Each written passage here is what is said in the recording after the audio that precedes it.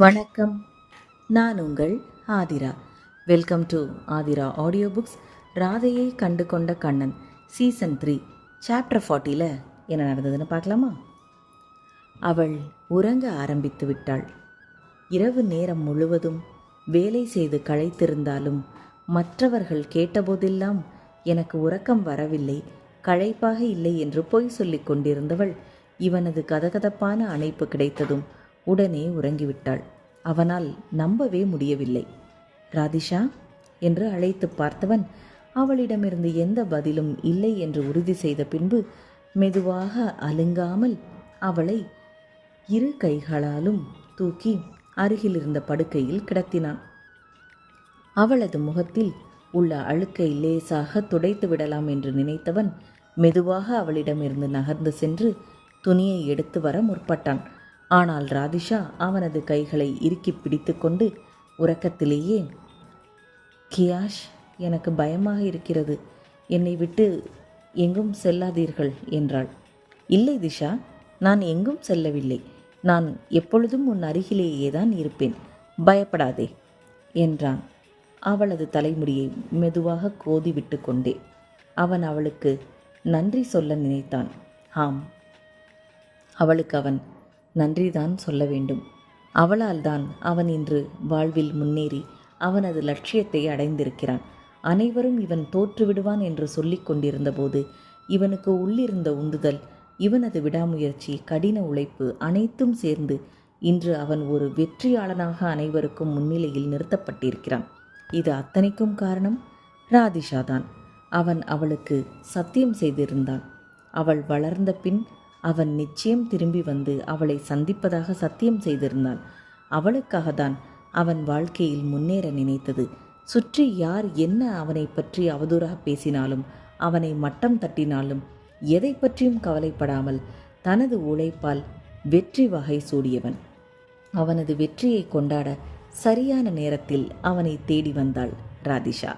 ஆனால் அவன்தான் இன்னும் கவின் யாதவ் வர்மா என்ற முகமுடியை கழட்டி வைக்காமல் அவளை இன்னும் ஏமாற்றிக் கொண்டிருக்கிறான்.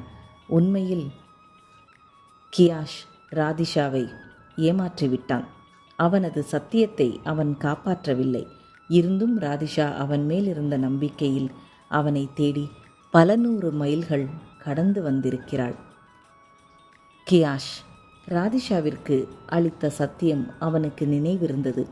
ஆனாலும் என்ன செய்ய, இன்றைய சூழ்நிலை அவனால் ராதிஷாவிற்கு ஆதரவாக எந்த முடிவும் எடுக்க முடியவில்லை. அவன் இதையெல்லாம் யோசித்து கொண்டிருக்கும் போதே ராதிஷா உறக்கத்தில் ஏதோ கனவு கண்டிருப்பவள் போல் தெரிந்தது. கியாஷ், நீங்கள் எனக்கு சத்தியம் செய்திருக்கிறீர்கள், நான் பெரியவளானதும் என்னை சந்திப்பதாக. ஆனால் நீங்கள் என்னை காண வரவே இல்லை என்றாள் ராதிஷா உறக்கத்திலேயே. அவளது இரு புருவங்களும் சுருங்கி அவளது குழப்ப நிலையை அவனுக்கு அறிவித்தது. உறக்கத்திலேயே அவளுக்கு அழுகை வந்தது. அவளது கியாஷ் அவள் அருகில் இல்லை என்று நினைத்து அழுதாள். சாரி திஷா என்றான் கியாஷ் கவலையுடன். அவனுக்கும் உள்ளுக்குள் உறுத்தி கொண்டுதான் இருந்தது, ஒரு சிறு பெண்ணிடம் கொடுத்த வாக்கை கூட அவனால் காப்பாற்ற முடியவில்லை என்று.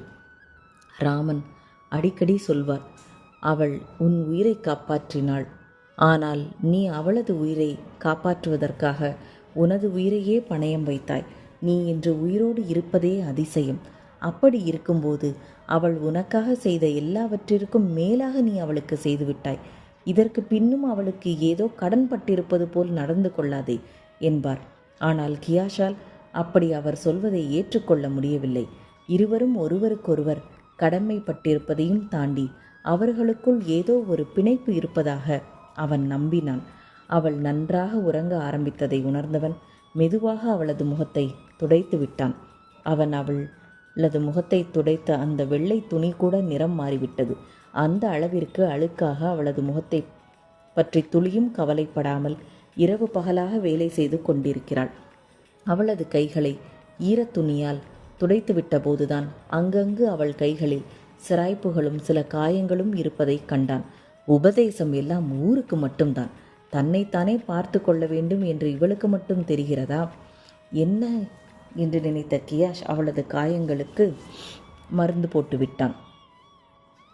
பின் அவளது கால்களை துடைக்க ஆரம்பித்தவன் அவள் முட்டிக்கால் இரண்டிலும் காயம் ஏற்பட்டு காய்ந்து போயிருப்பதை பார்த்தான். அவளது 2 பாதங்களும் கொப்பளம் போட்டிருந்தது. அந்த கொப்பளத்திலிருந்து சீல் கூட வெளியேறுவதை பார்த்தான். அவள் எப்படி இவ்வளவு மோசமாக அவளை கவனித்து கொள்ள முடியும்? அவனுக்கு வந்த கோபத்தில் அவளை எழுப்பி என்னவென்று கேட்க வேண்டும் போல் தோன்றியது. கியாஷ் என்ற ஒருவன் அவளை நினைத்து வருத்தப்படுவான் என்று அவளுக்கு தோன்றியிருந்தால் இப்படி எதை பற்றியும் கவலைப்படாமல் இருந்திருப்பாளா? எத்தனை முறை என்னை வந்து நீங்கள் விரும்புவர்களுக்காக உங்களை கவனித்துக் கொள்ளுங்கள் என்று அறிவுறுத்தி கொண்டிருந்தாள். ஆனால் அந்த அறிவுரையெல்லாம் அவளுக்கு அவள் எடுத்துக்கொள்ளவில்லையே. அவளது காயங்கள் அனைத்திற்கும் மருந்து போட்டான்.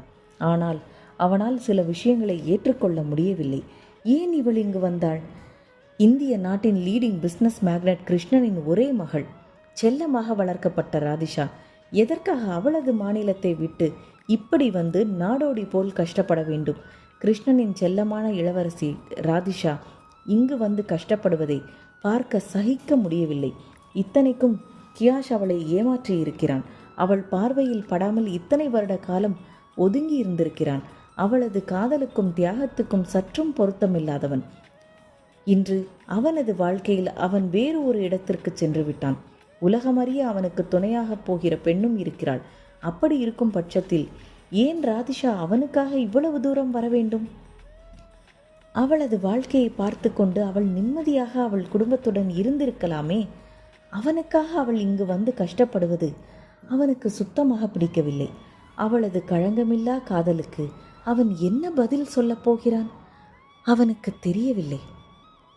அவன் மனம் குழம்பிய குட்டையாக இருந்தபொழுது ராதிஷா திடீரென, நீங்கள் என் அருகில் இருக்கும் வரை நான் பயப்பட மாட்டேன் கியாஷ் என்று சொல்லியபடி உறக்கத்திலேயே புன்னகைத்தாள். இவளுக்கு 24 மணி நேரமும் கியாஷ் பற்றிய நினைவை தவிர வேறு எதுவுமே இருக்காதது போல் தோன்றியது. அவளுக்காக அவன் எதுவுமே செய்யவில்லை. ஆனால் இன்று அவனுக்காக இவ்வளவு தூரம் வந்து அவள் காயப்பட்டு கிடக்கிறாள். அவனால் இதை ஏற்றுக்கொள்ள முடியவில்லை. அதே கோபத்துடன், யாராவது இருக்கிறீர்களா என கத்தியபடி கையில் இருந்த ஈரத்துணியை தூக்கி விசிறி அடித்தான். அந்நேரம் உள்ளே வந்த அவனது செக்ரட்டரி ஹீரா, சாரி சார், பக்கத்தில் தான் இருந்தேன், எதுவும் பிரச்சனையா என கேட்டாள். உடனே ஒரு ஹெலிகாப்டரை ஏற்பாடு செய். ராதிஷாவை பத்திரமாக ஈஸ்வரன் வீட்டில் சேர்க்க வேண்டும். அவளுக்கு எந்த பிரச்சனையும் வரக்கூடாது. அவள் நன்றாக இருக்க வேண்டும். என் பேச்சிற்கு மாறாக ஏதாவது நடந்தால் நான் ஒருவரையும் சும்மா விட மாட்டேன் என்றான் கியாஷ் கோபத்துடன். வாட்? ஹீராவிற்கு ஒன்றும் புரியவில்லை.